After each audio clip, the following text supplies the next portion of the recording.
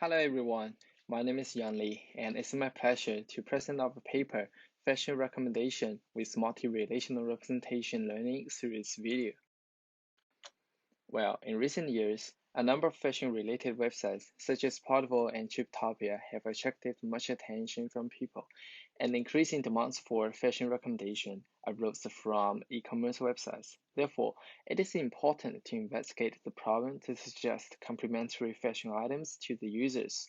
We formulate the task as clothing matching. Specifically, it requires the model to select the garments that can form a visually pleasing outfit from a list of candidate garments by predicting a compatibility score for each pair of query and candidate items. Well, the key point to tackle this clothing matching task is to derive an appropriate compatibility measurement for pairs of fashion items. A typical fashion compatibility modeling strategy is to learn a latent style space, where the matching item pairs stay closer than incompatible pairs. But this may lead to the incorrect similarity transitivity. For example, if a pair of shoes that match a hat, and that hat in turn matches a blouse, then a natural consequence of the models without considering category information will make the embeddings of shoes and blouse to be close. This is why we propose to integrate category information in our model.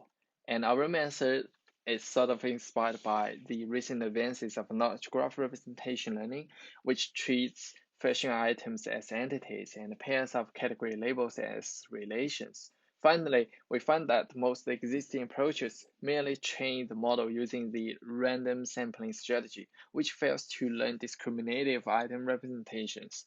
These 3 points motivate us to propose a category-aware embedding learning framework. It is named CA-FME. CA-FME models both fashion items and category-aware relations through a translation-based operation. In this paper, we formulate the fashion compatibility measurement as a multi-relational data modeling task. Next, I'm going to be talking about the details of our method. Well, let's first have a look at the left-hand side. So we first use a pre-trained CNN to extract the visual features from the given images of the items. Then we define a set of category labels. For example, tops and bottoms, or t-shirt and jeans. And then we map each relation into a relation space. So each relation corresponds to an embedding vector in that space.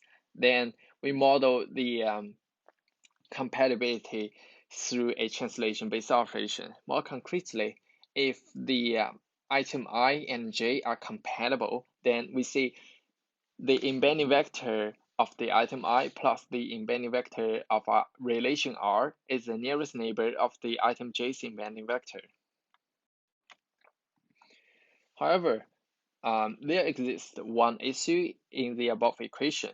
In reality, items from a specific pair of categories still share diverse fashion attributes, such as material, style, and pattern. Therefore, we think it's insufficient to preserve intra-category diversity by building only a single embedding vector for each category complementary relation.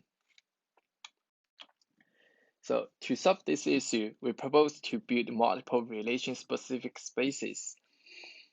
For each relation, we set a projection matrix MR, which projects item representations from item embedding space to the category-aware relation space.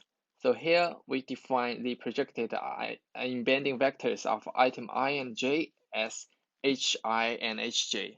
Finally, the compatibility score can be calculated using a translation-based computation. Moreover, we propose to design a simple but effective negative sampling strategy to assist our model to identify more subtle style patterns from hard negative instances. Here, we define 3 requirements for our proposed sampling strategy. Firstly, since a category complementary relation corresponds to 2 different categorical groups, so we want the items from the both categories in each chaining triplet can benefit from the negative sampling. So to meet this requirement, we propose to sample negative instances from both sides of a given positive triplet. In particular, we first fix vi and relation r, then replace vj by randomly sampling an item embedding vector vj prime from the category cj. Similarly, we perform the same negative sampling for the other side vj. Secondly, we want the sampling strategy can identify hot negative instances. So given a positive triplet, we first uniformly sample n negative candidates, and then we calculate scores for all negative triplets. Intuitively, the negative triplets with high compatibility scores can be regarded as hard negative samples. We also normalize the scores into the range between 0 and 1. But one issue arises for hard negative samples. So the ones that have high compatibility scores are likely to be false negative samples. They may be actually compatible with the anchor one, but not explicitly observed in the dataset. So we want the strategy can avoid such false negative samples. Our solution is to select m negative items from the n negative candidates that we described in the last slide with different probability by multinomial sampling. So we grant larger probability for harder negative samples, but easy negative samples still have chance to be sampled to avoid false negative ones. Finally, we use a margin-based loss function as our objective function, and we train our model using SGD optimization. In the experiment, we used two public datasets, Portable Maryland and Fashion VC. We defined 30 relations in the Fashion VC dataset and 146 relations in the Portable dataset. The visual feature extractor we used in the experiment is AlexNet. So the task conducted in the experiment is to predict whether a given pair of items are compatible or not. In particular, we replace one item of each positive triplet with 100 randomly sampled negative items from the test set.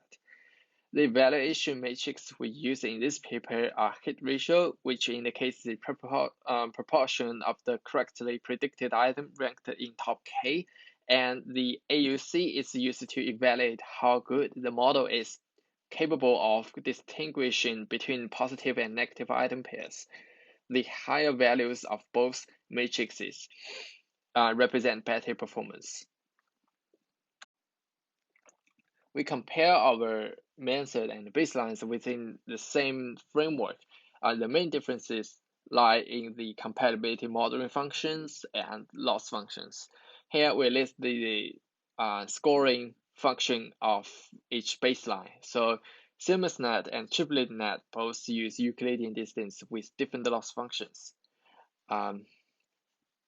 Monomer applies a mixture of probabilities, and BPRDAE uses the dot product. TACSN employs category-aware masks, and chance NFCM use translation-based distance without relation projection.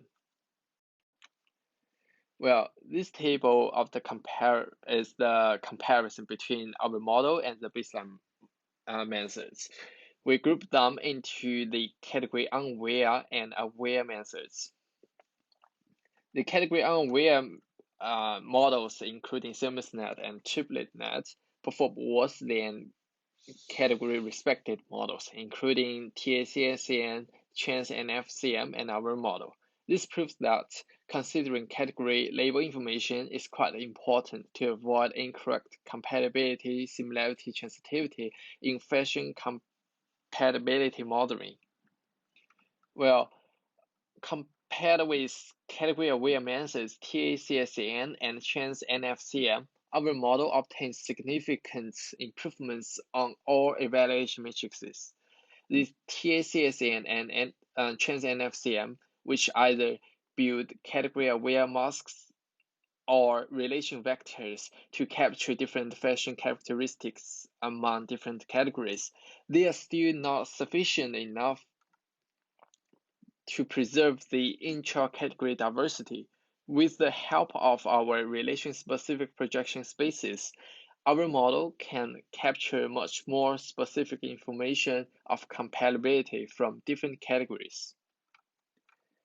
The improvements on portable Maryland dataset are even better than the ones on Fashion VC. We think this is mainly because of the different number of relations defined in two datasets. We define 146 categorical relations in the portable dataset, while there are only 30 relations defined in the Fashion VC dataset. So it proves that more relational spaces can contribute to the improvement of the performance. Finally, the last row represents the performance of the training using our proposed negative sampling strategy. The improvement in most matrices proves the effectiveness of our proposed training strategy. We also conduct a case study on the Fashion VC dataset by randomly sampling several items as candidates. In this figure, the item with the green rectangle is the ground truth, and candidate items are ordered by the predicted scores. Here, in the first row, we give the model a woman blouse, and the model successfully selects the ground truth at the first rank. So it can be observed that the model can identify the color of the first rank's jeans match the query blouse. In the second case, the model gives a relatively high score to the ground truth item, which is ranked at the second place. We think the main reason that our model gives a higher score to the first ranked item probably due to the color attribute, as they both have dark colors. For the items ranked at 5 to 7, it's apparent that their shapes do not suit the query skirt. Well, to conclude our work, firstly, we present a novel category-aware embedding learning framework for the task of closely matching, which not only captures cross-categorical relationships, but also preserves the diversity of the intra-category fashion item representations. Secondly, we devise a negative sampling strategy with non-trivial samples for discriminative item representations. Finally, the experiments conducted on two public datasets demonstrated the superior performance of our model over other state-of-the-art methods. Thank you very much for watching.